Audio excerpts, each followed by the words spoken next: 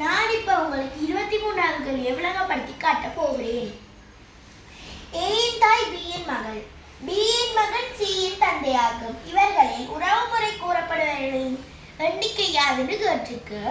நாங்கள் என்ன செய்யணும்னா, இப்போ ஏ இந்த வாட தாய் தான், பி இந்த வாட மகளா. அப்போ ஏ ஒரு பரம்பரை, ஏட தாய் ஒரு பரம்பரை, இந்த ஏட தாய் வந்து ஒரு பரம்பரை. அடுத்து சொல்லியிருக்கு பீட மகன் சீட தந்தையா. இது வந்து பீட மகள். அப்ப பீட மகளோட பரம்பரையில தான் பீட மகனும் வருவேன். அது வந்து சீட அப்பாவா. ஏட தாய் பீட மகள்ண்டா ஏயோட தான் இந்த சீண்டவரும் வருவேன். ஏன்னா சீட தந்தை தான் பீட மகனா.